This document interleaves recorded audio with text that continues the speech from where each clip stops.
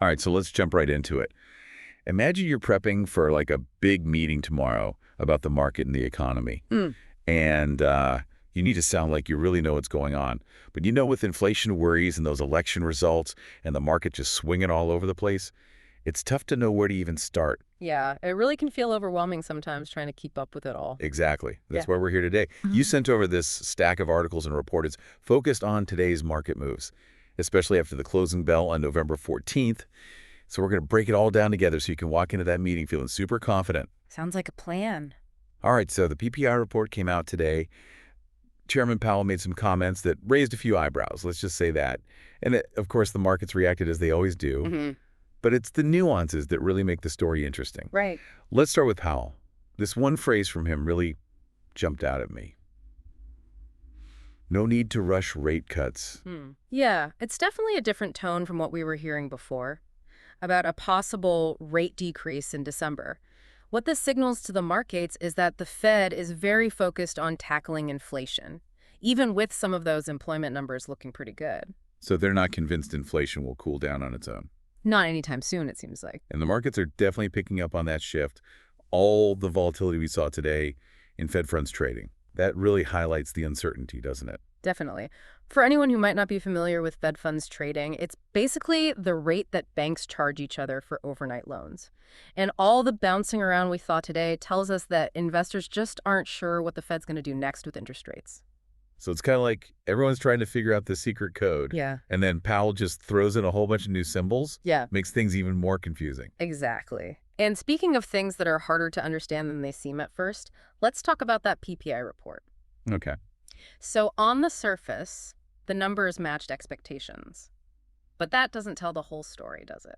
No, it really doesn't. It's like when you order something online and it arrives.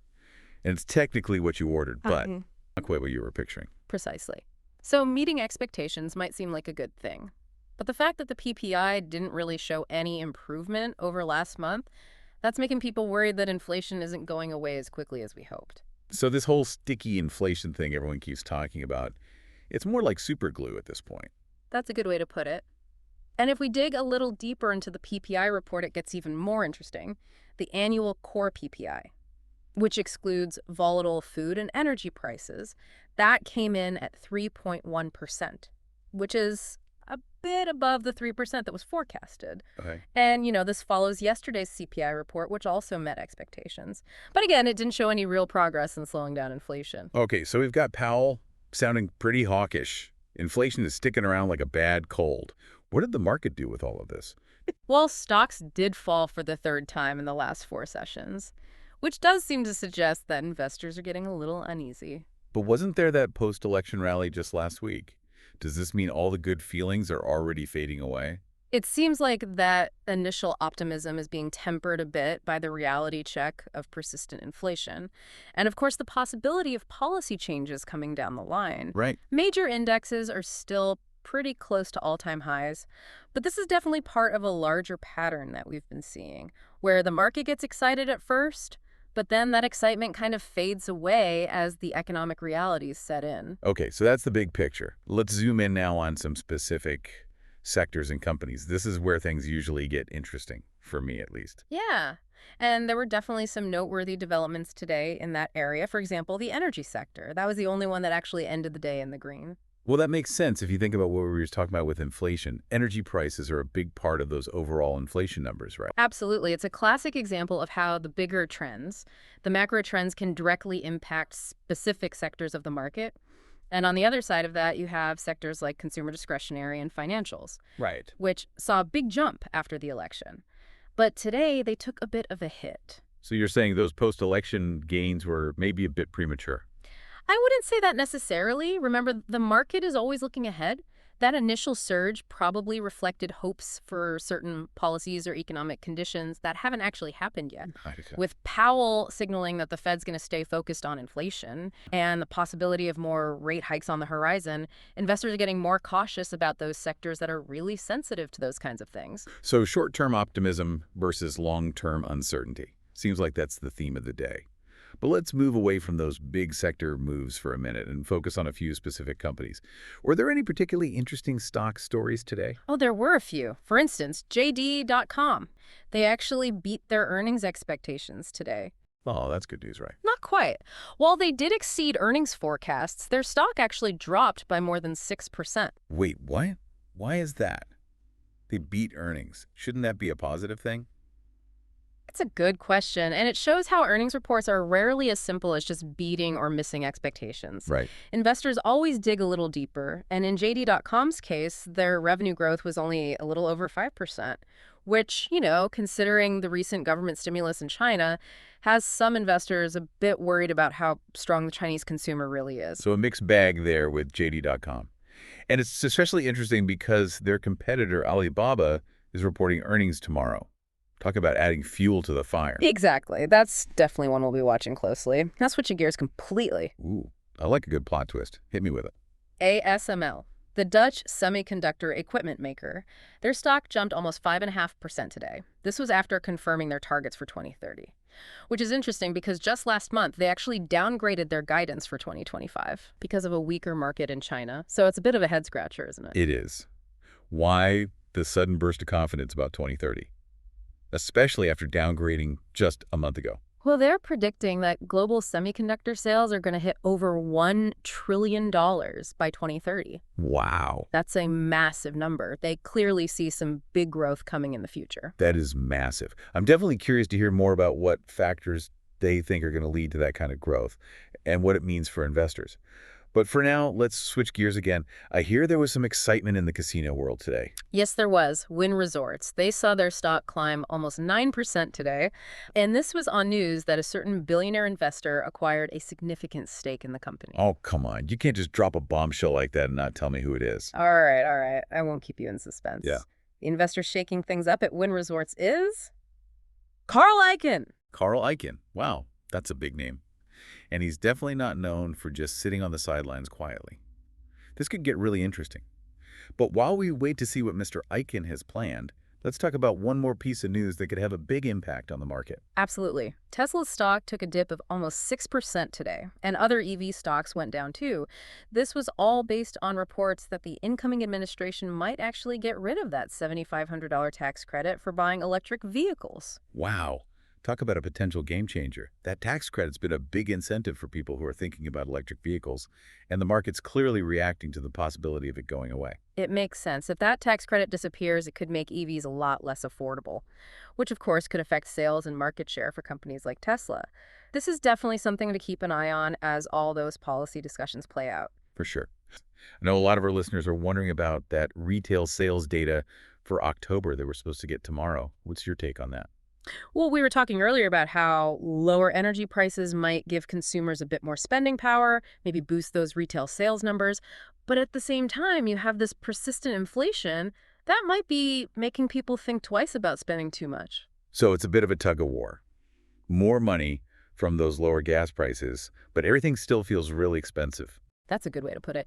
That's what makes economic forecasting so tricky. You're trying to predict how all these different factors will play out. It's like a multi-dimensional puzzle where some of the pieces keep changing shape. Exactly.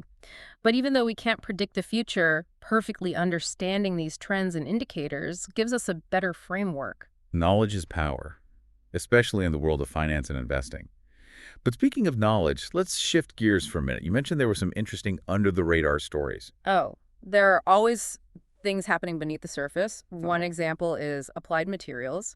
They're a major supplier to the semiconductor industry. Right. And they reported earnings this afternoon, actually beat expectations for last quarter. But what really caught my eye was their focus on AI demand metrics. Ah, AI, the buzzword of the century. What does that have to do with Applied Materials, though? They don't make self-driving cars or chatbots. No, but they provide the equipment and the technology for making those chips, which is absolutely essential for AI development.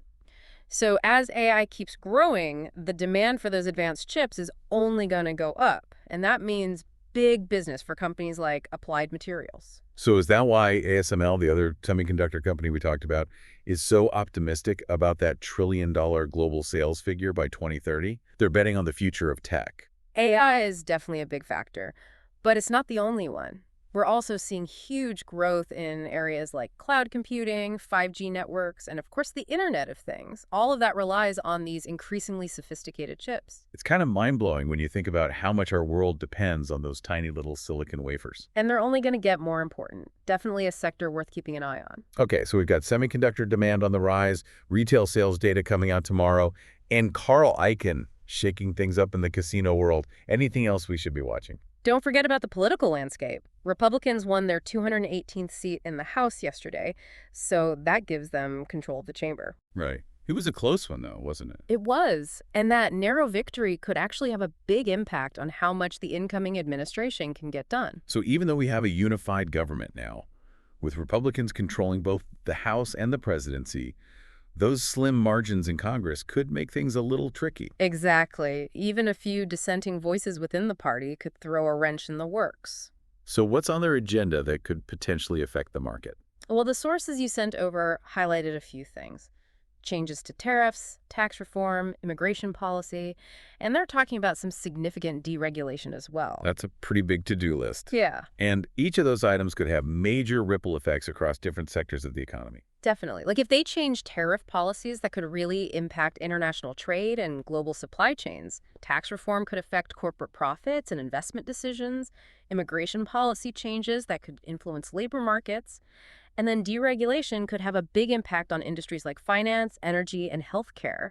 It's all connected, isn't it? One little policy shift can trigger a whole chain reaction.